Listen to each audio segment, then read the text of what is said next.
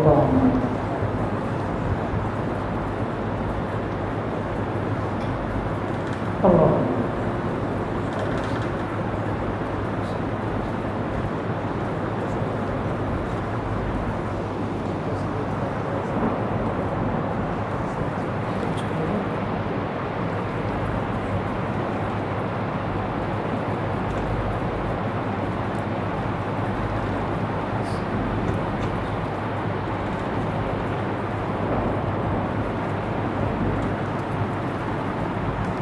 إن الحمد لله نحمده ونستعينه ونستغفره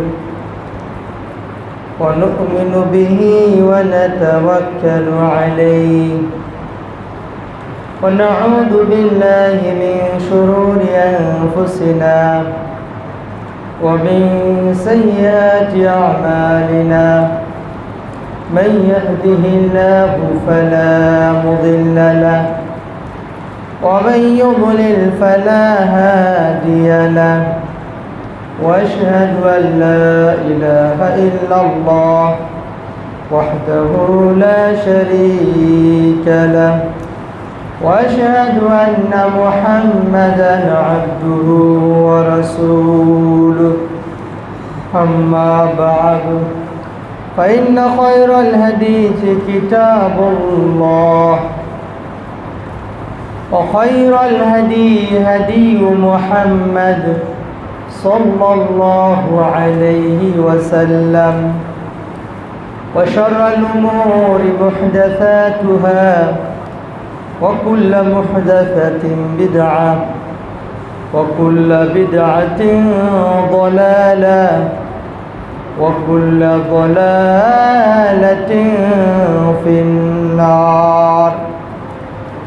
قال الله تعالى في كلامه المجيد: أعوذ بالله من الشيطان الرجيم. يا أيها الذين آمنوا اتقوا الله حق تقاته ولا تموتن إلا وأنتم مسلمون.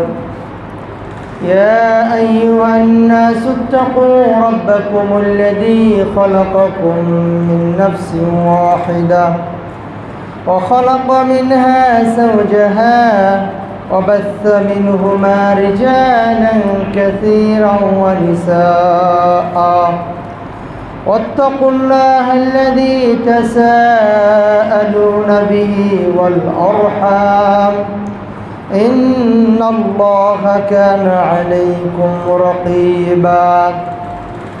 يا أيها الذين آمنوا اتقوا الله وقولوا قولا سديدا يصلح لكم أعمالكم ويغفر لكم ذنوبكم ومن يطع الله ورسوله فقد فاز فوزا عظيما. وقال تعالى في سورة أخرى: أعوذ بالله من الشيطان الرجيم. أحسب الناس أن يتركوا أن يقولوا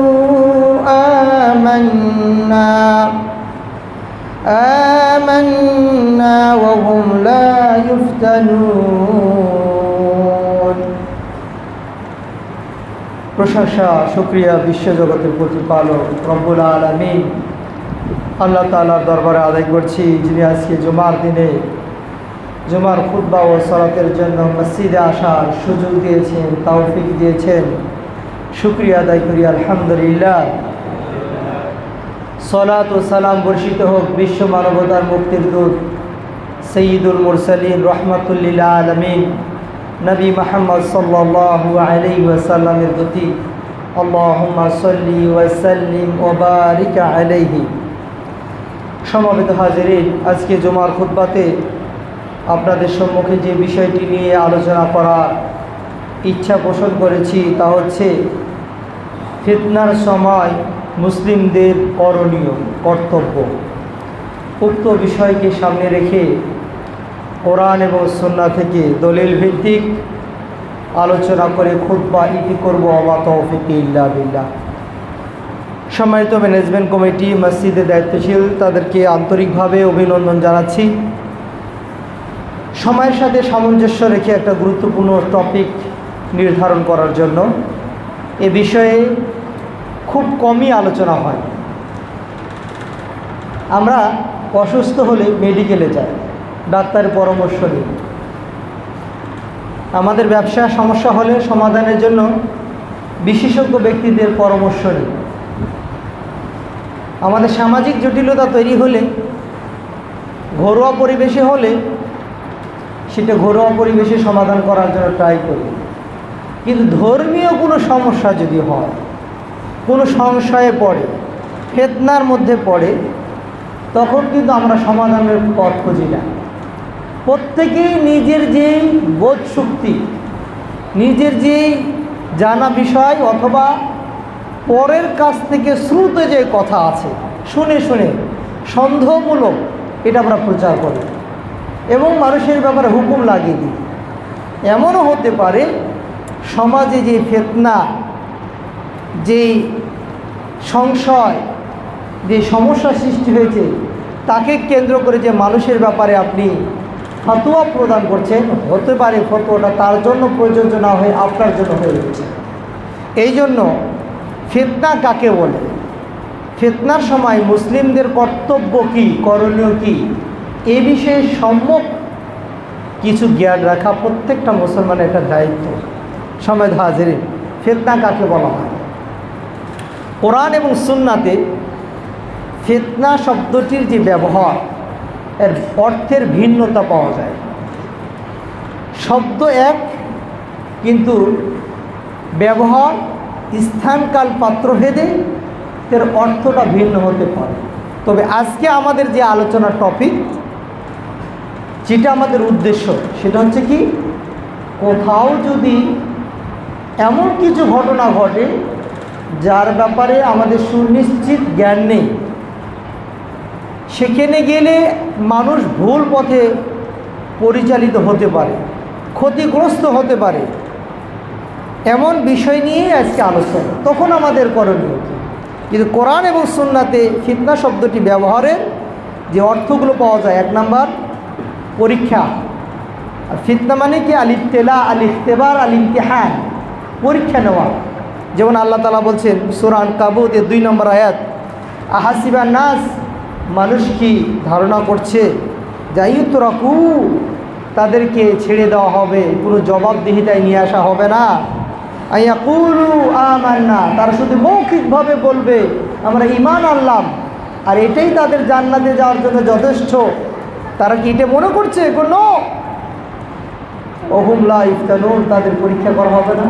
কে মৌখিক ঈমান আনলো বা বললো, আমল বাস্তবায়ন করলো, যাই করুক না কেন, তাদেরকে পরীক্ষার সম্মুখীন হতে হবে। তাহলে ফিতনা মানে পরীক্ষা, আল্লাহ তাআলা পরকালে পরীক্ষা নেবেন। 2, ফিতনা মানে সৎ পথ থেকে মানুষকে বাধা দেওয়া। আল্লাহ তাআলা সূরা মাইদার 49 নম্বর আয়াতে বলতেছেন, ওয়াহদারহুম আইয়াফতিনুকা আন বাদি মা আনসালাল্লাহু ইলাইকা, তুমি তাদের থেকে দূরে থাকো, সাবধান থাকো, কারণ তোমার প্রতি যে ওহী নাজিল করা হয়েছে তারা কিছু অংশ প্রত্যাখ্যান করবে, বাধা সৃষ্টি করবে। তো এখানে ফিতনা মানে বাধা সৃষ্টি করা। 3, ফিতনা মানে আযাব, গজব।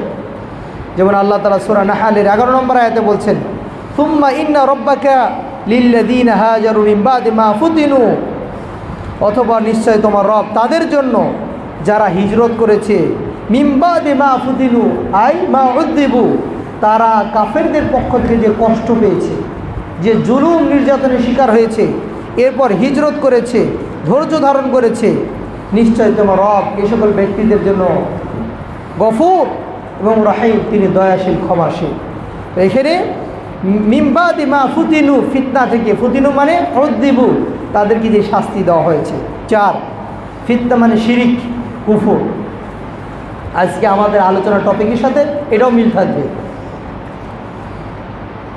ফিতনা মানে শিরিক এবং কুফুর। দলিল কি? সূরা বাকারার 193 নম্বর আয়াতে আল্লাহ তাআলা বলছেন, ওয়াকাতিলুহুম হাত্তা লা তাকুনু ফিতনা। অমুসলিম মুশরিকদের সাথে ততক্ষণ পর্যন্ত তোমরা যুদ্ধ করো যতক্ষণ পর্যন্ত দুনিয়া থেকে শিরিক এবং কুফুর এটা বিতাড়িত না হয়। তার মানে এখানে হাত্তা লা তাকুনু ফিতনা, তাকুনা ফিতনা, এই যে ফিতনা বলা হয়েছে, ফিতনা মানে আশিরক ওয়াল কুফুর। দাওয়াতি কাজ এমনভাবে করতে হবে যেন সমাজে কোনো প্রকার শিরকের ছায়া, শিরকের দুর্গন্ধ পর্যন্ত না থাকে। 5, ফিতনা মানে পাপ, গুনাহ, অপরাধ, অন্যায়, মুনাফিকি। আল্লাহ তাআলা সূরা হাদীদ এর 14 নম্বর আয়াতে বলতেছেন, ওয়ালাকিন্নাকুম ফাতানতুম আনফুসাকুম, কিন্তু তোমরা নিজেরা নিজেদেরকে পাপের মধ্যে জড়িয়ে দিয়েছো। এই যে ফাতানতুম মানে তোমরা পাপে লিপ্ত হয়েছ। 6, ফিতনা মানে সত্যকে মিথ্যার সাথে সংমিশ্রণ করা। আল্লাহ তাআলা সূরা আনফালের 73 নম্বর আয়াতে বলতেছেন, ওয়াল্লাযীনা কাফারু বা'দুহুম আউলিয়াউ বা'দ, যারা কাফের তারা একজন আরেকজনের বন্ধু, ফ্রেন্ড। ইল্লা তাফআলু তাকুন ফিতনা ফিল আরদি ওয়া ফাসাদুন কাবীর, যে তারা যা করে এটা যদি তোমরা না করো, সে যদি তোমরা আল্লাহ তাআলার আদেশকে না মানো, তাহলে তোমরা দুনিয়ার হককে বাতিলের সাথে মিশ্রিত করবে, মিলিয়ে দিবে। এখানে ফিতনা মানে হককে মিথ্যার সাথে সংমিশ্রণ করা।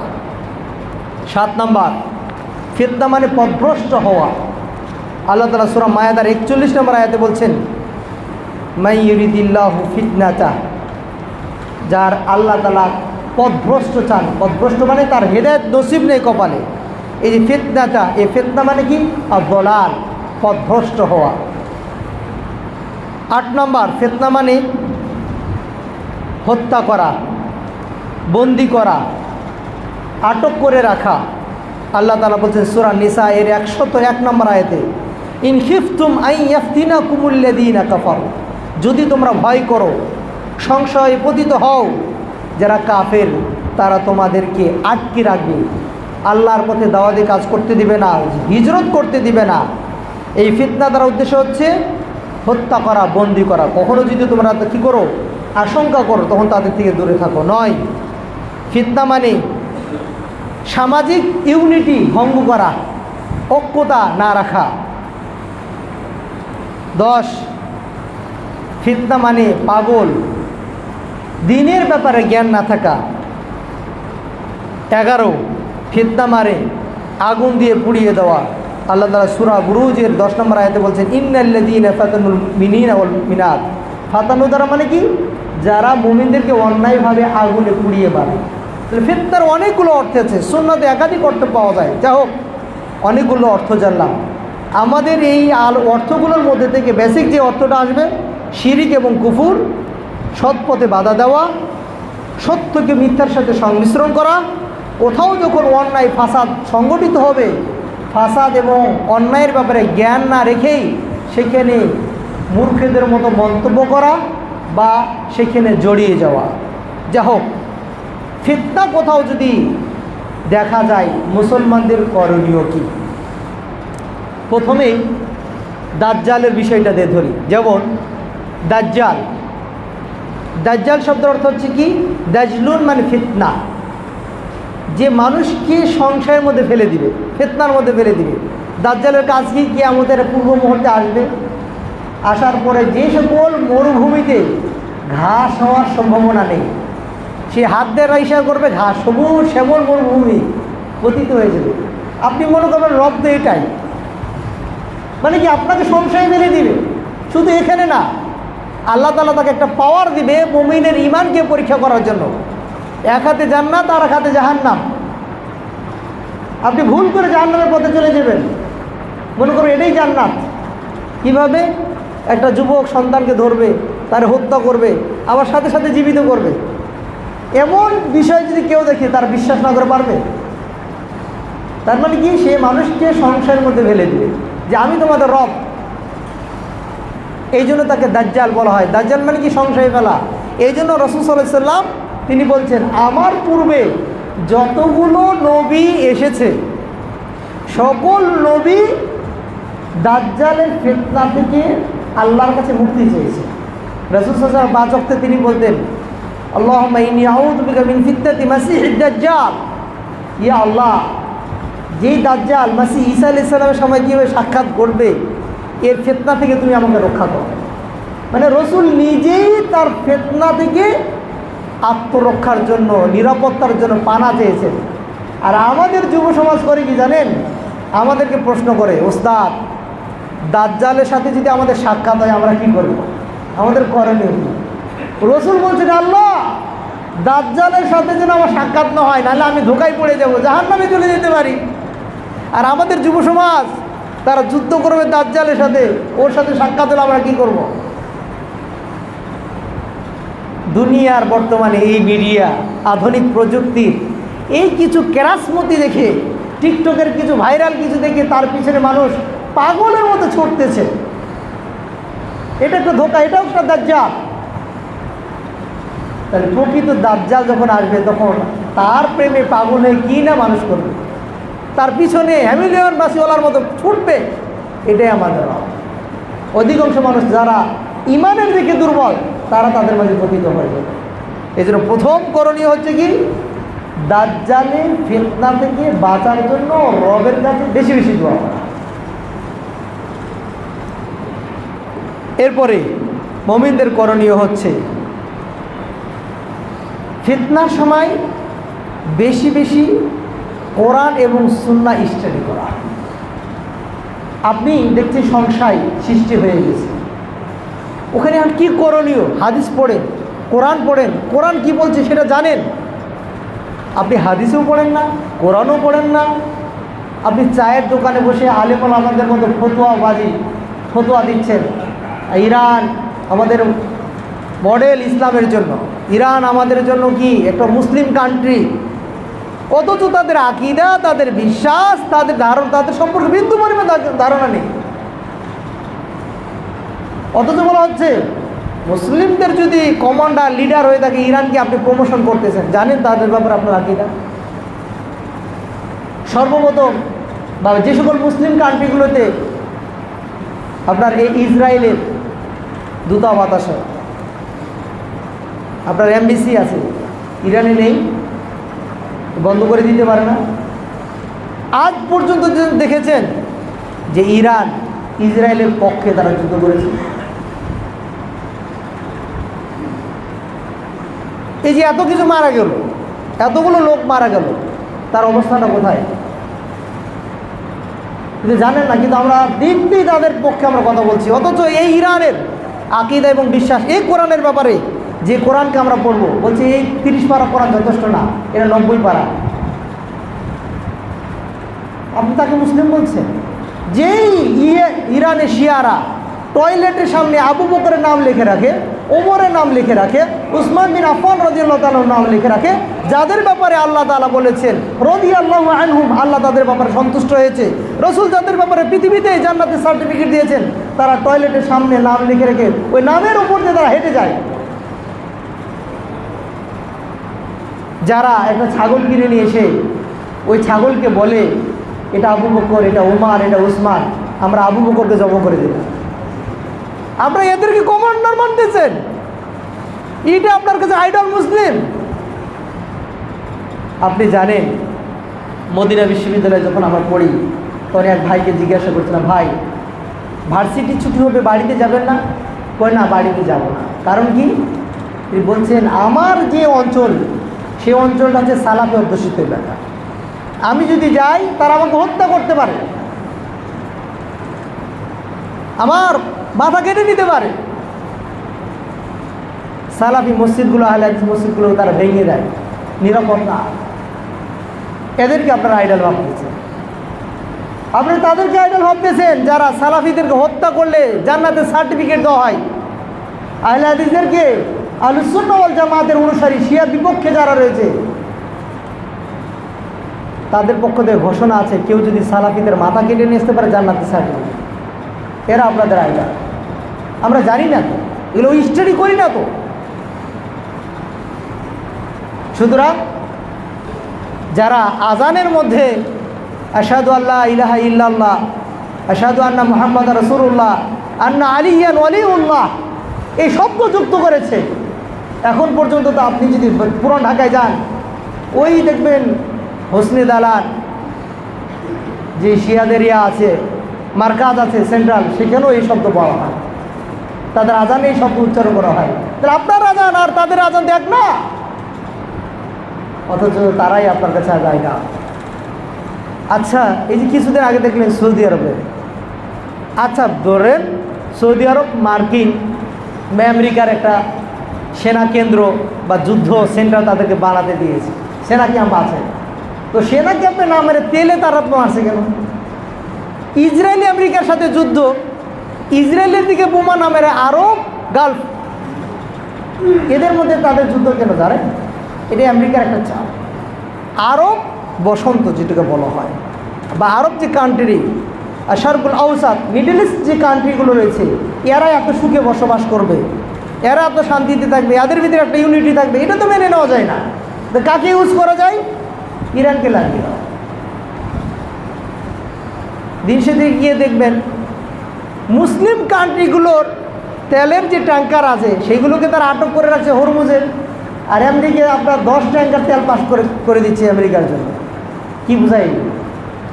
সুতরাং কোরআন এবং সুন্নাহ আপনাকে পড়তে হবে 1 নম্বর।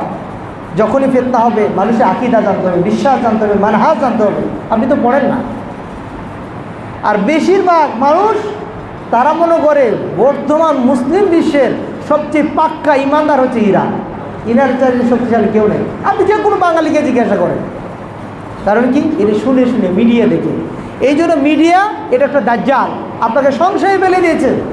মিডিয়ার যে কোনো খবর যাচাই বাছাই ছাড়া আপনি সেটা বিশ্বাস করে কমেন্ট করছেন, পোস্ট করতেছেন। অথচ আল্লাহ তাআলা কোরআনে বলছেন, কোনো ফাসিক যদি তোমার কাছে কোনো খবর নিয়ে আসে, সেটা বিশ্বাস করার আগে সত্য এবং মন্দের মাঝে তুমি পার্থক্য করে নাও।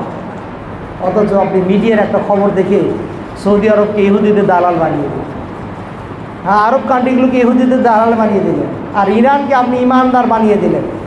এমনও হতে পারে আপনার এই মন্তব্যটা আপনার ইমান নষ্টের জন্য যথেষ্ট হয়ে যেতে পারে। এই জন্য বেঁচে থাকেন, মুখকে সংরক্ষণ করতে হবে। আল্লাহ তাআলা কোরআনে বলছেন, ওয়াতাসিমু বিহাবলিল্লাহ জামিআন ওয়া লা তাফাররাকু, কোরআনকে শক্তিশালীভাবে শক্ত করে তোমরা ধরো, তোমরা মতভেদ করিও না।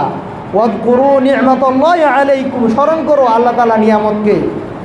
যখন তোমরা পরস্পরের শত্রু ছিলে, আল্লাহ তাআলা তোমাদের হৃদয়কে এক করেছেন, তোমরা আল্লাহ তাআলা নিয়ামতের মাধ্যমে পরস্পরের ভাই হয়েছ, তোমরা জাহান্নামের কিরানায় অবস্থান করেছিলে।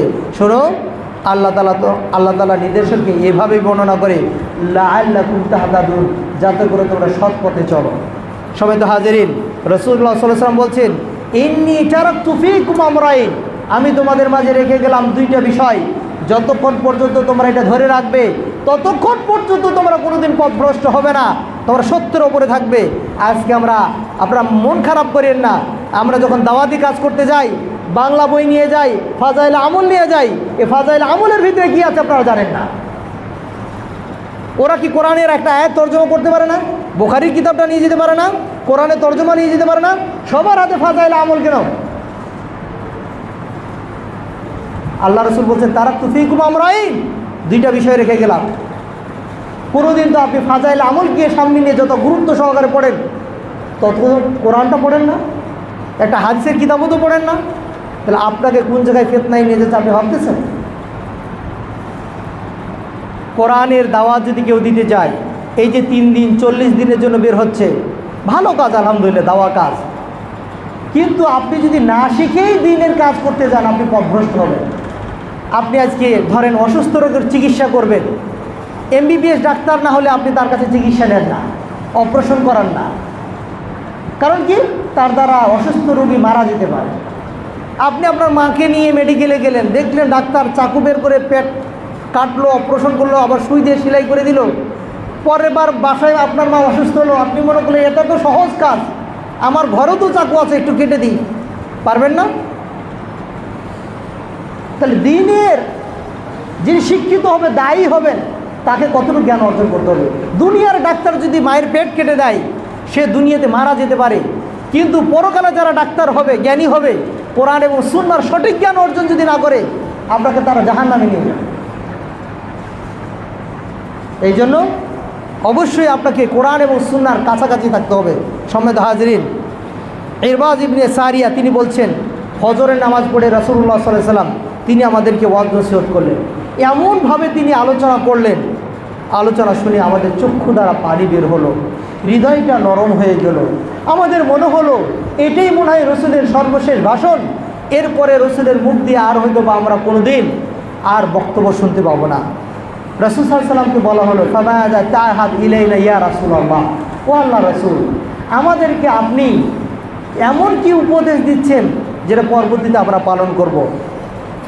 কাল রাসূলুল্লাহ সাল্লাল্লাহু আলাইহি ওয়াসাল্লাম বললেন, ওসিকুম বিত্তাকওয়াল্লাহ, ও আমার ভাইরা শোনো, যেখানেই থাকো আল্লাহর তাকওয়া অর্জন করবে। ওয়াসসাম' ওয়াত তাআ, যিনি আমির আনুগত্য করবে তার কথা মানবে।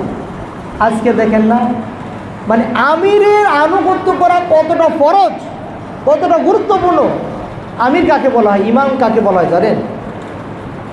আপনার তো যে কোনো কাজ যদি হয়, আপনার তো মানে সরকারের বিপক্ষে মানে পোস্ট, কমেন্ট, বক্তব্য, ভিডিও, অডিওতে একাকার বানিয়ে ফেলেন। এটা সমাজকে আরও বিশৃঙ্খলা তৈরি। ইমাম কাকে বলা হয়? এখানে যিনি দাঁড়িয়েছেন, উনি যদি ভুল করেও রুকু না করে সিজদাতে চলে যায়, তাই না? আপনি কি ওর জামাটা টেনে ধরতে পারবেন? আপনি সর্বোচ্চ কি বলতে পারবেন? সুবহানাল্লাহ। কি বলতে পারবেন? এর বাইরে বেশি কিছু না। উনি যদি এক রাকাত পড়ে সালামও ফিরিয়ে দেয়, আপনি বাধ্য সালাম ফিরাবেন।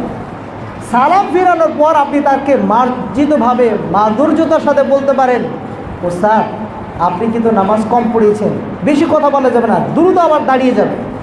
তাকে বলা ইমাম, আনুগত্য। আর আপনি ইমাম, তার জন্য আপনি কল্যাণ কামনা না করে তার জন্য আপনি ধ্বংসের কামনা করতেছেন। রসুলের ওই হাদিসকে এভাবে আপনারা বলেন, মান রাআ মিনকুম মুনকারান ফালিয়ুগাইয়ির বিয়াদিহি, যে ব্যক্তি অন্যায় দেখবে হাত দ্বারা বাধা দিবে, হাত দ্বারা সম্ভব না হলে মুখ দ্বারা বাধা দিবে, মুখ দ্বারা সম্ভব না হলে হৃদয় দ্বারা ঘৃণা করবে। আপনি হাদিসের ভুল অনুবাদ করেছেন।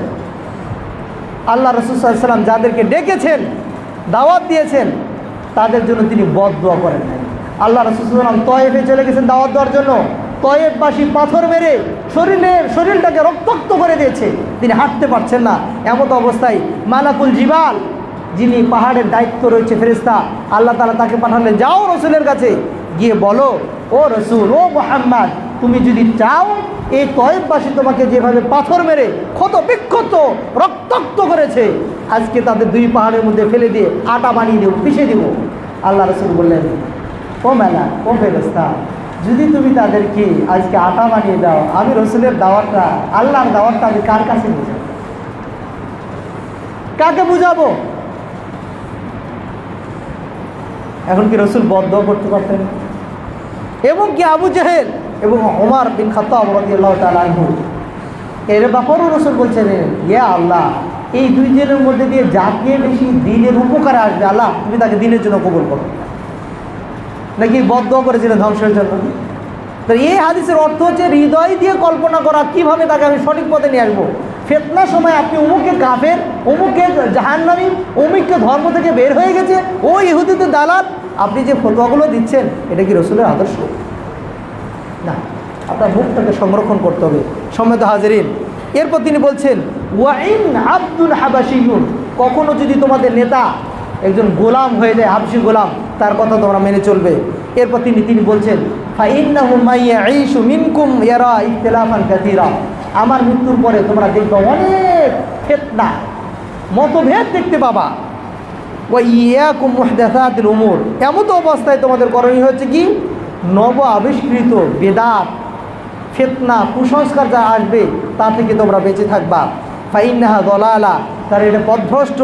ফামান আদরাকা যালিকা মিনকুম, এমন সময় কেউ যদি পেয়ে যায়, ফাআলাইহি বিসুন্নতি, তার এক নম্বর করণীয় হচ্ছে আমার সুন্নতকে ধরে রাখো। ও সুন্নাতুল খুলাফায়ে রাশিদিন আল মাহদিয়িন, আমার দিনের যারা খলিফা আসবে, যারা আল্লাহর এই জমিনকে পরিচালনার জন্য দায়িত্বে মনোনীত হবেন, তাদের সুন্নতকে তোমরা পালন করবে। ওয়াআদু আলাইহা বিন নওয়াজিজ, তোমরা দাঁত দিয়ে শক্তভাবে ধরে রাখো। আচ্ছা ভাবুন তো, ফিতনার সময় আবু বকরের ভূমিকা কেমন ছিল, ফিতনার সময় উমর রাদিয়াল্লাহু আনহুর ভূমিকা কেমন ছিল, ফিতনার সময় উসমান রাদিয়াল্লাহু আনহুর ভূমিকা কেমন ছিল, একবার কি স্টাডি করেছেন? জানেন? ধরেন উমর রাদিয়াল্লাহু আনহুকে হত্যা করা হয়েছে, চাকু মারা হয়েছে নামাজ অবস্থায়, তার অন্যায় কিছু নেই, কিচ্ছুই না, ঈমান। উসমান রাদিয়াল্লাহু আনহুকে হত্যা করা হয়েছে, বিশাল ফিতনা, ও ইরাক শাম থেকে বাহিনী এসেছে, উসমান রাদিয়াল্লাহু আনহুকে হত্যা করা হবে। মদিনের একটা যুবক দল তারা উসমান বিন আফফান রাদিয়াল্লাহু আনহুর কাছে গিয়ে বলছেন, ইয়া আমিরাল মুমিনিন, আপনি যদি আমাদেরকে অনুমতি দেন তাহলে এই মানুষদের বিপক্ষে আমরা অস্ত্র তুলে নিয়ে যুদ্ধ করব। উসমান রাদিয়াল্লাহু আনহু বললেন, ও আমার ভাইরা, তোমরা অস্ত্র নিয়ে তাদের বিপক্ষে যেও না, আমি উসমান বিন আফফান যদি মারা যায় বড় তেমন কোনো ক্ষতি হবে না, কিন্তু তারাও ইসলাম দাবি করে, তোমরাও ইসলাম দাবি করো, দুই দলে যদি যুদ্ধ লেগে যাও, মদিনার আশেপাশে যে ইহুদি মুনাফিকরা আছে তারা বলবে, দেখো মুসলমানরা আজকে যুদ্ধে লিপ্ত হয়েছে, তারা সুযোগ দিবে। উসমান রাদিয়াল্লাহু তাআলা আনহু তিনি বলতে পারতেন, তোমরা বসে আছো কেন, ঘর থেকে অস্ত্র নিয়ে এসে তোমরা লাগো, তাদের মারো। তাহলে উসমান রাদিয়াল্লাহু তাআলা আদর্শ করিয়ে দিলাম, যেখানে আগুন লেগেছে সেখানে ঠান্ডা করতে হবে, আমরা ঠান্ডা না করে সেখানে আগুন আরও জ্বালিয়ে দিই। সম্মানিত হাজিরিন, 2 নম্বর করণীয়,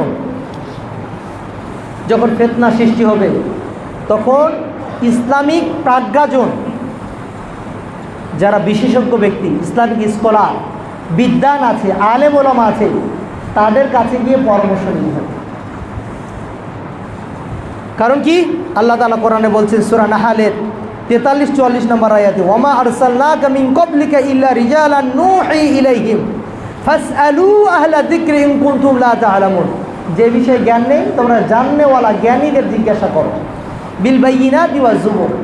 আমরা প্রত্যেকে তো আলেম, প্রত্যেকে তো জ্ঞানী, মহাজ্ঞানী, চায়ের দোকানে বসে থেকে ফতোয়া দিয়ে দিই।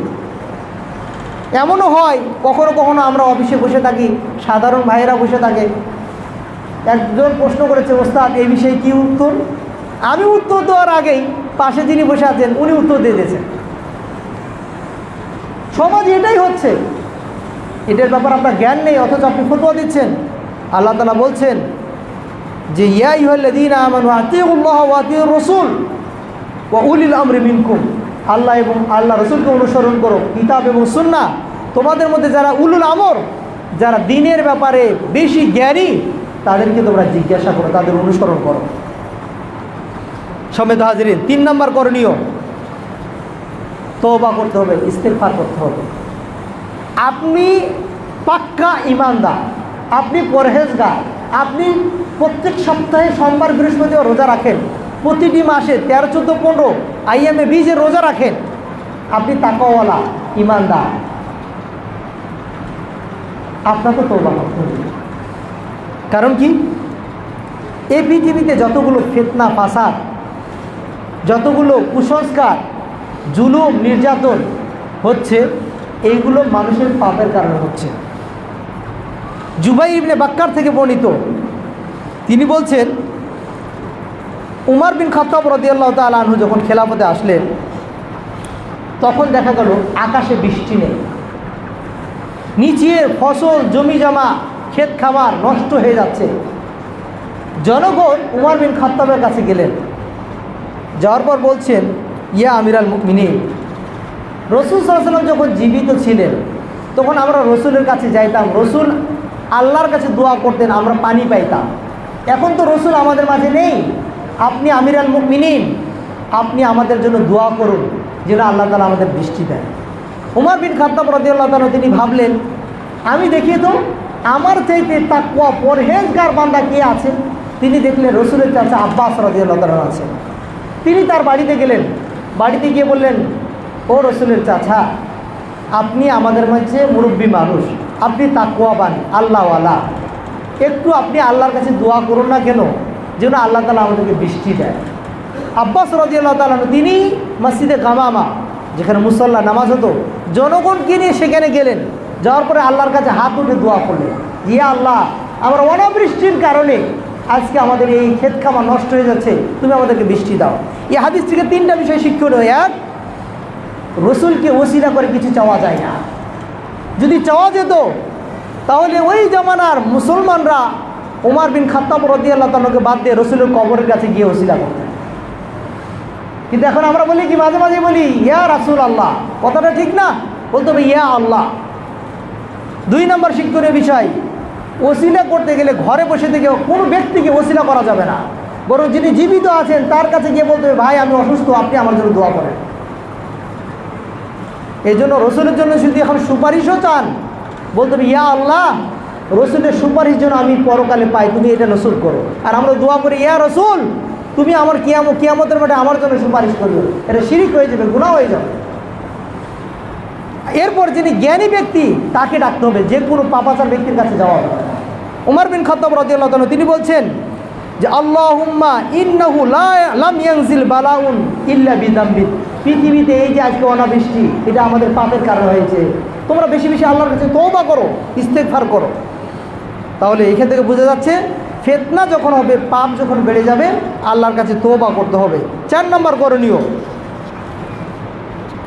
আল্লাহকে বেশি বেশি ডাকতে হবে, দোয়া করতে হবে। আল্লাহ তাআলা বলছেন ওয়া ইযা সাআলাকা ইবাদি আন্নী ফাইন্নী কারীবুন, বান্দা যখন আমাকে ডাকে আমি তার খুব কাছাকাছি থাকি। উজিবু দাওয়াত দাঈ ইযা দাআন, যখন আমাকে ডাকে তখন আমি তার ডাকে সাড়া দিই। সুতরাং আপনি যখন কোন ফিতনা দেখছেন, ওই ফিতনার মধ্যে না জড়িয়ে আল্লাহকে বেশি ডাকবেন। আল্লাহ আমার ভাইয়েরা অমুক জায়গায় ফিতনায় পড়েছে, তাদেরকে হেদায়েত দান করুন, বা অমুক জায়গায় শিরিক হচ্ছে বা অমুক ব্যক্তি শিরিক করছে, আল্লাহ তুমি তাদের ক্ষমা করুন, তাদেরকে হেদায়েত দান করুন। কারণ রাসূলুল্লাহ সাল্লাল্লাহু আলাইহি সাল্লাম তিনি বলছেন যে মা মিন মুসলিমিন ইয়াদউ বিদাওয়াতি লাইসা ফিহা ইসমুন, যে ব্যক্তি আল্লাহকে ডাকবে, যে ডাকার মাঝে কোনো পাপ নেই, শিরিক নেই, আত্মীয়তার সম্পর্ক ছিন্ন করা নেই, অবশ্যই আল্লাহ তাআলা তাকে এই দোয়াটা কবুল করবেন। সুবহানাল্লাহ। হতে পারে দোয়াটা সাথে সাথে কবুল হয়েছে, হতে পারে দোয়াটা পরবর্তী কল্যাণের জন্য রেখে দিয়েছে, অথবা হতে পারে আপনার এই দোয়ার মাধ্যমে দুনিয়ার যে বিপদ আপদ আছে এগুলো কাটিয়ে দিবে। এই জন্য আল্লাহকে বেশি বেশি ডাকতে হবে। 5 নম্বর করণীয়, যখন ফিতনা দেখবেন তখন ধৈর্য ধরবেন, ফিতনার মোকাবিলা করার চেষ্টা করবেন না।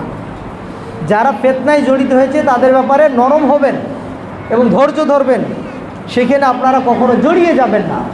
আল্লাহ তাআলা কোরআনে বলছেন সূরা বাকারার 155 নম্বর আয়াত, ওয়ালা নাবলুওয়ান্নাকুম বিশাইইন মিনাল খাউফি ওয়াল জু'i ওয়া নাকসিম মিনাল আমওয়ালি ওয়াল আনফুসি ওয়াত থামারাত, অবশ্যই আমি তোমাদেরকে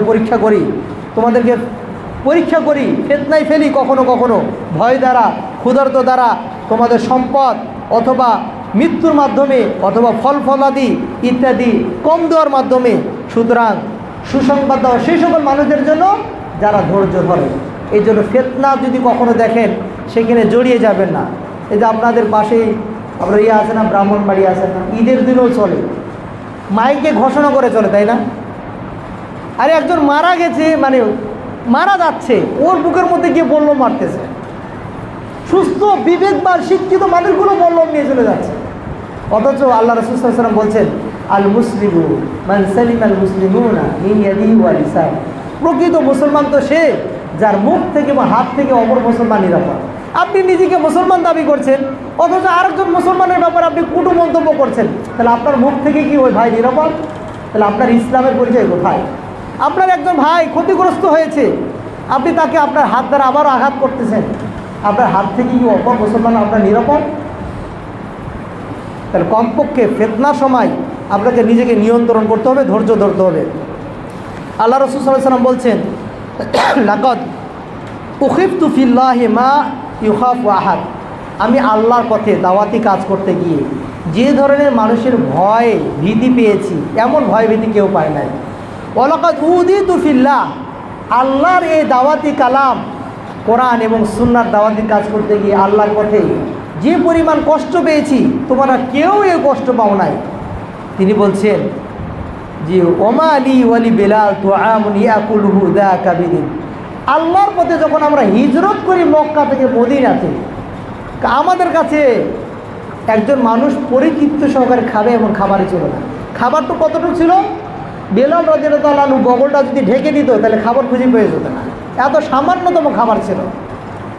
এরপরও তারা কী করছে, ধৈর্য ধারণ করছে। অর্থাৎ সামনে ফিতনা, আমার অমুসলিমরা রয়েছে, মুশরিকরা রয়েছে, আমাকে আল্লাহকে ডাকতে হবে।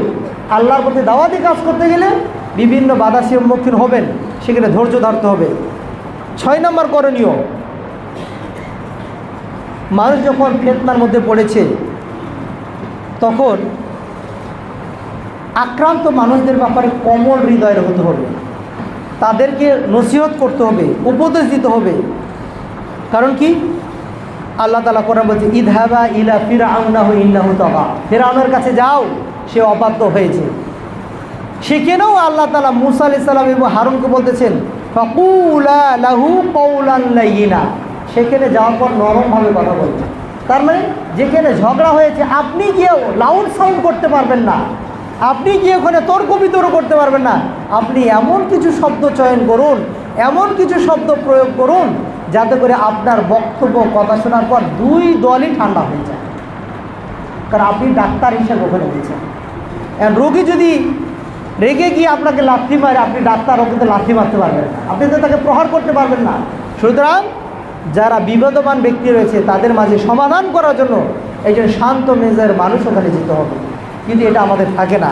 আল্লাহ তাআলা বলছেন, উদউ ইলা সাবিলি রাব্বিকা বিল হিকমা ওয়াল মাউইদাতিল হাসানা ওয়াজাদিলহুম বিল্লাতি হিয়া আহসান, তোমরা মানুষকে ডাকো আল্লাহর পথে হিকমার সাথে, উপদেশের মাধ্যমে, এবং তাদের সাথে তর্ক বিতর্ক করো এমনভাবে যেটা তাদের উপকার আসবে। অর্থাৎ আল্লাহ রাসূল সাল্লাল্লাহু আলাইহি ওয়াসাল্লামকে আল্লাহ তাআলা বলছেন, কারোর সাথে যদি ঝগড়া করতে হয় কখনো তো করবে না, যদি কখনো করতে হয় তাহলে তুমি তাদের সাথে এমনভাবে ঝগড়া করো যে ঝগড়া তাদের জন্য উপকারে আসবে।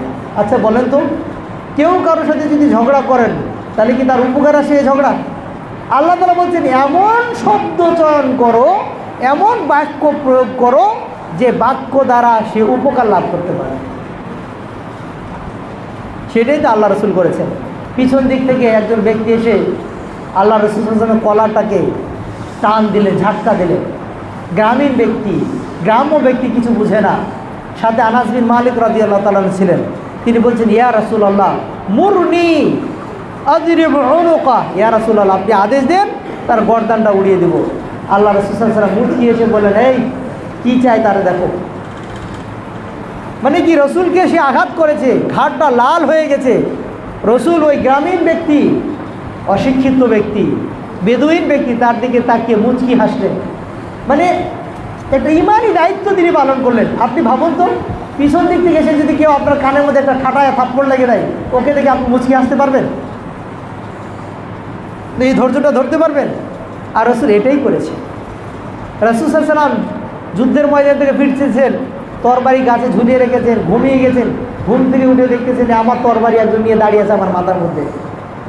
রসুলকে বলছে, মাই ইয়ামনাউকা মিন্নি, আমার থেকে তোমার এখন কে রক্ষা করবে বলো, এখন তো তোমার সাইজ করে দেবো, তরবারি আমার হাতে।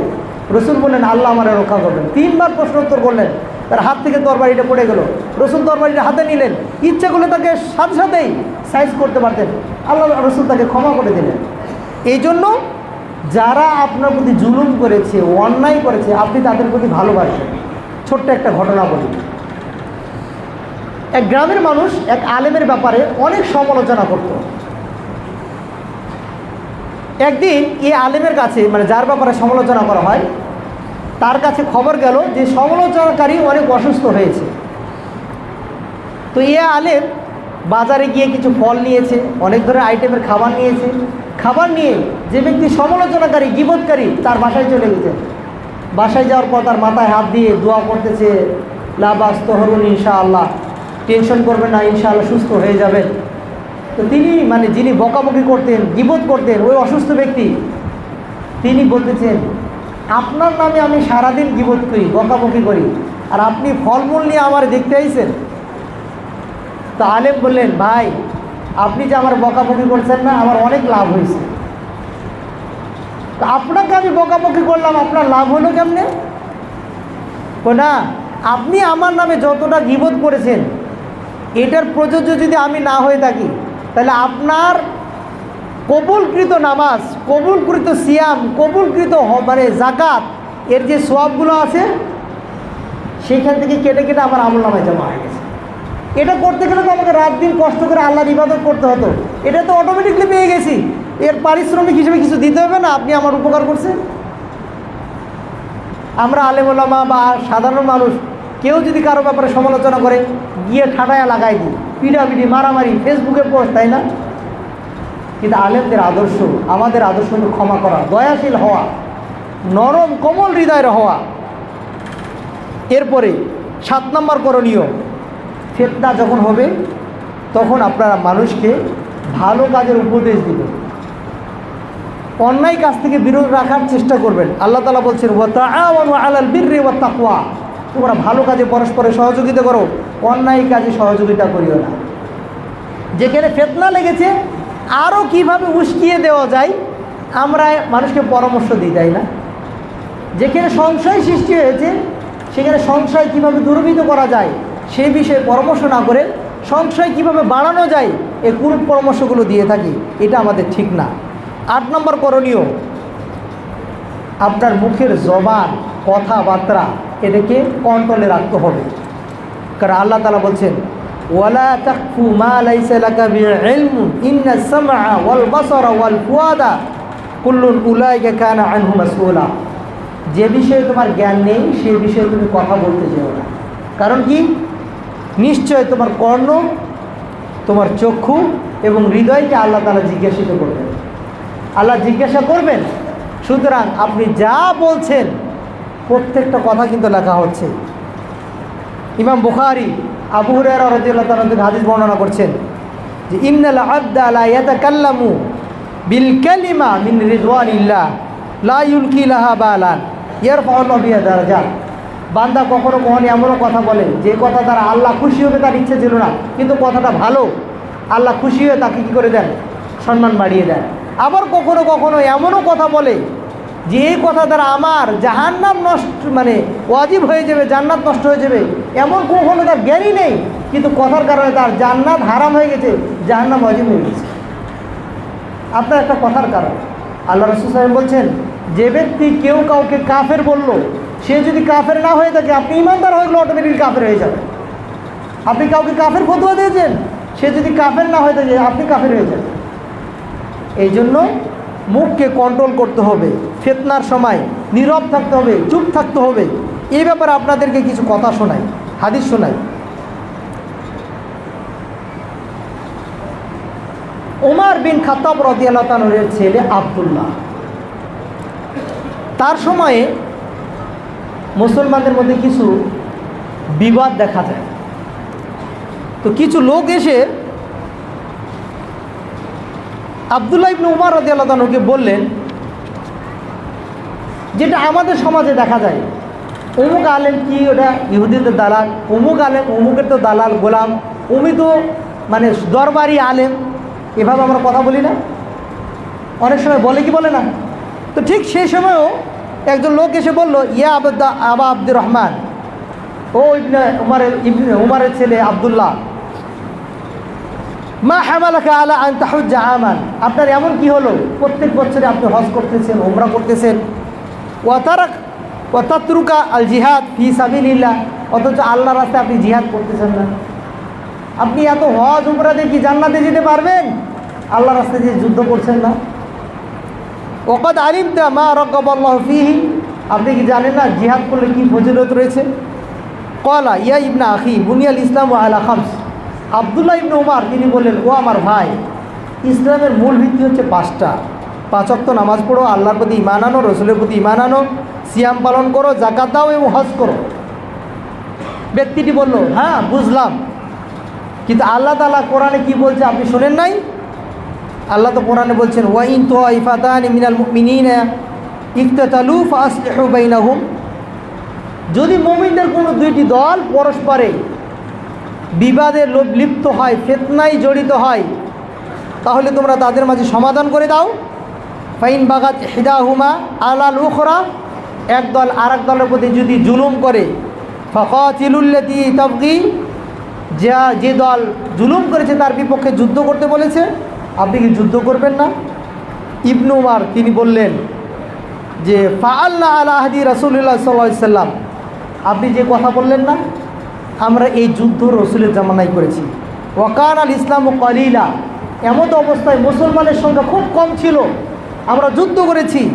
ফাকানা রজুল ইফতান ফি দীনিহি, একজন মানুষ ফিতনায় পতিত হতো শিরিক এবং কুফুরের ব্যাপারে। ইম্মা কাতালুহু, আমাদের সময় যারা শিরিক এবং কুফুর করত, হয় তাকে যুদ্ধের ময়দানে হত্যা করা হতো, অথবা মৃত্যু হয়ে গেলে তাকে পরকালে শাস্তিতে পাঠিয়ে দেওয়া হতো। হাত্তা কাসুর আল ইসলাম, এইভাবে করতে করতে আমাদের মুসলমানের সংখ্যা বৃদ্ধি পেল। ফালাম তাকুন ফিতনা, এরপরে তার ফিতনা নেই। অর্থাৎ তিনি বলতে যাচ্ছেন, আপনি যাকে এখন ফিতনা বলছেন, দুইজন মুসলমান পরস্পরে যুদ্ধ লিপ্ত হয়েছে, এটা ফিতনা না। আমরা ফিতনা বলতাম শিরিক এবং কুফরকে। এখন তাদের যে কোনো এক দলের সাথে যুদ্ধ করা আমার জন্য সমীচীন হবে না। আব্দুল্লাহ ইবনে উমর রাদিয়াল্লাহু তাআলা আনহু, তার কাছে খবর আসলো যে আব্দুল্লাহ বিন জুবায়ের রাদিয়াল্লাহু তাআলা আনহুকে মক্কাতে হাজ্জাজ বিন ইউসুফ তরবারি দ্বারা হত্যা করেছে। মদিনার একটা দল ওমর বিন খাত্তাব রাদিয়াল্লাহু তাআলার ছেলে আব্দুল্লাহর কাছে আসলেন। আসার পর বলছেন, আপনি তো একজন বিদগ্ধ সাহাবা, আপনি তো রসুলকে দেখেছেন, রসুল অসংখ্য হাদিস বর্ণনা করেছেন, এই যে জান্নাতে শুভ সংবাদ প্রাপ্ত আব্দুল্লাহ বিন জুবাইর রাদিয়াল্লাহু তাআলা, তাকে হত্যা করা হলো, আপনি এর প্রতিশোধ নেওয়ার জন্য শাম দেশে যাবেন না? এই হাজ্জাজ বিন ইউসুফের বিপক্ষে তরবারি তুলবেন না? তখন আব্দুল্লাহ বিন উমর রাদিয়াল্লাহু তাআলা তিনি বললেন যে না, আমি তাদের বিপক্ষে যাব না, কারণ এখানে ফিতনা আরও বেশি বেড়ে যাবে। কারণ আমিরের বিপক্ষে গিয়ে আমার জনসংখ্যা নিয়ে যে যুদ্ধ করে জয়লাভ করা সম্ভব না, এই শক্তিটা আমার নেই। তিনি কী করলেন, আব্দুল মালিক বিন মারওয়ানের কাছে চিঠি লিখলেন যে ইন্নী উকিররু খিলাফাতাকুম, আমি তোমাদের খেলাফত, তোমরা আমির প্রধানমন্ত্রী, এটাকে স্বীকৃতি দেই। ওয়ালাকিন্না লা উহিব্বু আমালাকুম, কিন্তু তোমরা যে কাজগুলো করছো এটা আমার পছন্দ না। দেখেন তার কথাটা, যে তিনি বলছেন হাজ্জাজ বিন ইউসুফ আব্দুল্লাহ বিন জুবাইরকে হত্যা করে ফেলেছে, মাথাটাকে খেজুরের গাছের সাথে লটকে রেখেছে। এরপরেও আব্দুল্লাহ ইবনে উমর তিনি বলছেন যে আমাকে তাদের প্রতিবাদ করার মতো শক্তি নেই, এই জন্য এই জনসংখ্যা নিয়ে যে ওখানে গিয়ে আর ফিতনা বাড়বে। সুতরাং তিনি চিঠি লিখলেন, আমি তোমাদের খেলাফতকে স্বীকৃতি দিই, তোমাদের নেতৃত্বকে মানি, কিন্তু তোমরা যে কাজটা করছো এটা আমার পছন্দ না, এখান থেকে বের হয়ে আসো। তিনি ওসিয়ত করতে চিঠি লিখতেন, কিন্তু আমরা করে কি, যে প্রধানমন্ত্রীর সাথে সাক্ষাৎ করা সম্ভবও না, অথবা তার যারা ঘনিষ্ঠ ব্যক্তি আছে তাদের সাথেও আমার পরামর্শ করার মতো কোনো সুযোগ নেই। কিন্তু আমি আমার ঘরে বসে ফেসবুকে অমুকের বিপক্ষে পোস্ট লিখে দিচ্ছি, এই পোস্ট কী করবে? আপনার দেশের সমাধান আনবে? যুদ্ধ লাগছে ইসরায়েল ইরান, পোস্ট করছেন আপনি বাঙালি এখানে বসে থেকে, আপনার কী লাভ? কোনো টাকা পান আপনি? ইমান বৃদ্ধি পায়? ওখানকার সিচুয়েশন জানেন? লাভ কি? এই জন্য আল্লাহ তাআলা কোরআনে বলছেন, শুনেন, যা বলছেন মুখ দিয়ে সব কিন্তু ফেরেশতারা লিখছে। এই যে একটু আগে কোরআন আয়াত বললাম, ইন্নাস সামআ ওয়াল বাসারা ওয়াল ফুআদা কুল্লুন উলাইকা কানা আনহু মাসউলা, চক্ষু এবং কান এবং হৃদয়কে জিজ্ঞাসা করা হবে। ভাইরা ভালো করে ভাববেন, কিছুদিন আগে বিজ্ঞান ছিল, সন্ত্রাসীকে আইডেন্টিফাই করার জন্য ফিঙ্গারপ্রিন্ট ব্যবহার করা হতো, এখন কিন্তু ফিঙ্গারপ্রিন্ট চলে না, ওই স্টপ। কারণ কি, এর চেয়ে আপডেট ভার্সন এসে গেছে। আপনি ইমিগ্রেশনে যাবেন বিদেশে যাওয়ার জন্য, আপনি ক্যামেরার সামনে দাঁড়াবেন, আপনার আই প্রিন্ট, চোখের প্রিন্ট নেবে। তাহলে চোখের মধ্যে কি আছে? মানে এই ফিঙ্গারপ্রিন্টের মধ্যে তথ্য তো আছে।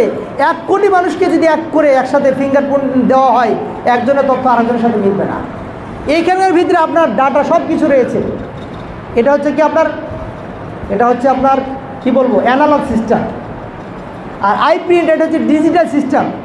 এখন বিজ্ঞান এটাও আবিষ্কার করেছে, এই চক্ষু দিয়ে যা দেখতেছে সব কিছু এখানে ভিডিও চিত্র পাওয়া যায়। এমনও সামনে আসবে এই ভিডিও চিত্র এখান থেকে তারা নকল করবে, এটা ভিডিও ভার্সন। আর কান দিয়ে যা শুনছেন এই হৃদয়ে সেটা সেভ হচ্ছে। এখানে কিয়ামতের মাঠে আপনারা মাঝে মাঝে শুনেন 99টা বিশাল বিশাল কিতাব খুলে দেওয়া হবে। এতগুলো আমলনামা বান্দার জীবনে আল্লাহ কেমনে ওইটা সংরক্ষণ করবেন? সামান্যতম ছোট্ট একটা মেমোরি কার্ড, পুরো পৃথিবীর তথ্য যদি এখানে রাখা যায়, যে আল্লাহ তাআলা সব কিছু সৃষ্টি করেছেন, বান্দার বিন্দু বিন্দু পরিমাণ আমল কিয়ামতের মাঠে প্রকাশ করা অসম্ভব।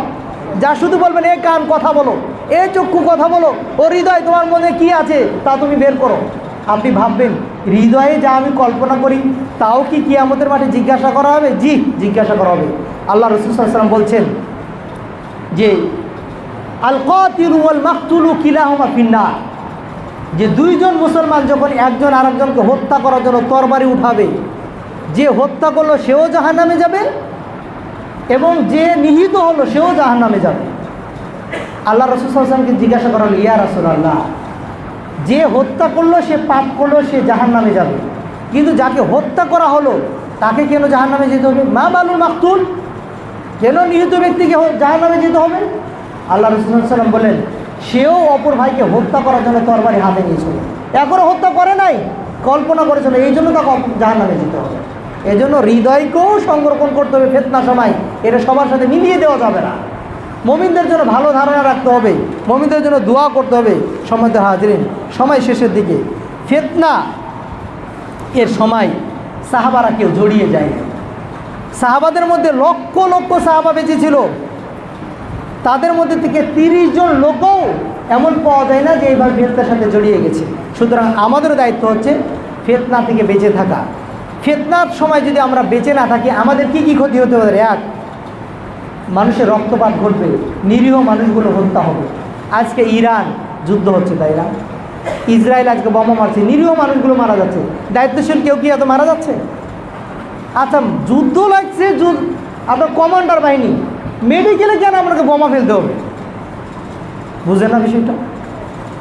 নিরীহ মানুষগুলো মারা যাচ্ছে না? এই জন্য ফিতনার সময় যতটুকু মারা যায় বেঁচে থাকতে হবে, নাহলে নিরীহ মানুষগুলো মারা যাবে। 2, ফিতনা এর সময় যদি আপনি বেঁচে না থাকেন দুনিয়াতেও ক্ষতিগ্রস্ত হবেন, পরকালেও ক্ষতিগ্রস্ত হবেন।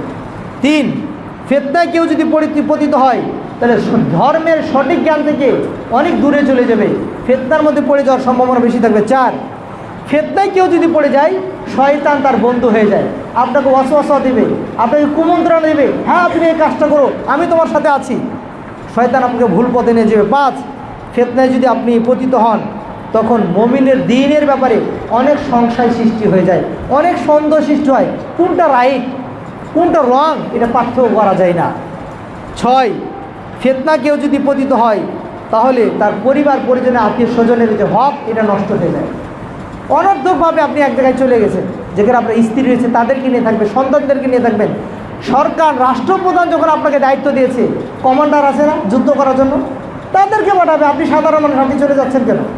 আল্লাহ রাসূল সাল্লাল্লাহু আলাইহি ওয়াসাল্লাম যতক্ষণ পর্যন্ত অনুমতি না দিয়েছে ততক্ষণ পর্যন্ত যুদ্ধের ময়দানে যেতে পারে নাই। এক ব্যক্তি এসে বলছে, ইয়া রাসূলুল্লাহ, আমি যুদ্ধ করতে যেতে চাই, আপনি অনুমতি দেন। আল্লাহ রাসূল বললেন, তোমার বাড়িতে কি তোমার পিতামাতা আছে? কয় হ্যাঁ। কয় যাও, তোমার পিতামাতার খেদমত করো, যুদ্ধে যেতে হবে। মানে যুদ্ধে যেতে গেলে রাষ্ট্রপ্রধান যিনি দায়িত্ব আছেন তার অনুমতি নিতে হবে, তার অনুমতি দেখতে হবে, তারপর আপনি যেতে পারবেন। সম্মানিত হাজিরিন, 7 নম্বর, ফিতনার কারণে মুমিনদের হৃদয়ের ঈমানটা ঘন ঘন পরিবর্তন হয়ে যায়, ঈমান থেকে কাফের। আর রাসূল সাল্লাল্লাহু আলাইহি ওয়াসাল্লাম এটাই বলেছেন, কিয়ামতের পূর্ব মুহূর্তে এমন একটা সময় আসবে, মানুষ সকালে মুমিন তো বিকালে কাফের, বিকালে মুমিন তো সকালবেলা কাফের। ঈমানটা ঘন ঘন পরিবর্তন হবে, এই জন্য ফিতনা থেকে বাঁচতে হবে। 8, ফিতনায় যদি আপনি পতিত হন তাহলে সামাজিক শান্তি শৃঙ্খলা এটাকে নষ্ট করে দেয়। আজকে দেখছেন না ফিতনা সামাজিক কিভাবে নষ্ট করে? একটু আগে আপনাদের এখানে তেলের পাম্প দেখে আসলাম, লম্বা মোটরসাইকেল লাইন, সামাজিক শান্তি আছে?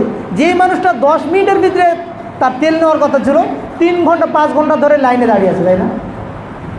তেলের কারণে আমাদের এই যে বিজনেস যে গাড়িগুলো প্রোডাক্টগুলো আছে এগুলো সঠিক সময়ে সার্ভিস দিতে পারতেছে না, কত সমস্যা হচ্ছে, তাই না? এই ফিতনার কারণে একটা সমস্যা নানাবিধ সমস্যায় জড়িয়ে গেছে। 9 নম্বর, ফিতনায় যখন মানুষ পতিত হয় মানুষ শত্রুকেও বন্ধু বানিয়ে নেয়, হচ্ছে না? আজকে ইন্টারন্যাশনাল যুদ্ধগুলো হচ্ছে, এক কূটনৈতিক দেশ আর এক কূটনৈতিক দেশের সাথে তারা কী করছে? নেগোসিয়েশন করতেছে, চুক্তি করছে, মুমিনদেরকে ছেড়ে দিয়ে অমুসলিমকে বন্ধু হিসেবে গ্রহণ করছে। 10, ফিতনায় যখন পতিত হয় তখন মুসলমানদের যে সামাজিক সম্মান এটা হারিয়ে যায়, এটা থাকে না। মুসলমানদের প্রতি যে রেসপন্সিবিলিটি দায়িত্ব রয়েছে এটা সঠিকভাবে পালন করে না, তখন নিজেকে নিয়ে বেশি ব্যস্ত থাকে। এই জন্য ফিতনা থেকে জড়িয়ে যাওয়ার চাইতে বেঁচে থাকা আপনার জন্য উত্তম। 10, ফিতনার সময় আপনি যখন ফিতনায় পতিত হবে তখন দেখা যাবে ইসলামী মূল্যবোধ, ইসলামের যে সম্পদগুলো আছে এগুলো অমুসলিমরা দখল করবে। আপনি দেখেন প্রত্যেকটা যুদ্ধের পরে কিছু না কিছু ক্ষেত্রে আজকে অমুসলিমরা মুসলমান অধ্যুষিত এলাকাগুলো দখল করতেছে না? মুসলমানদের শক্তিগুলো কমে যাচ্ছে না? কিসের কারণে? মুসলমানরা ইউনিটি নেই, মুসলমানরা ঐক্য নেই, মুসলমানরা মানে এক দেশ আরেক দেশের বিপক্ষে অবস্থান করছে, মুসলমানরা মৌলিক কোরআন এবং সুন্নাহ থেকে অনেক দূরে চলে গেছে, মুসলমানরা যে কোনো ছোটো একটা ফিতনা হয়ে গেলে সেখানে হুট করেই জড়িয়ে পড়ে। আর এটা হচ্ছে পশ্চিমাদের শত বছরের পূর্বের প্ল্যান, যে মুসলমানদের বিপক্ষে অস্ত্র দিয়ে যুদ্ধ করা সম্ভব নয়, এদের কী করতে হবে? সংশয়ের মধ্যে ফেলে দাও।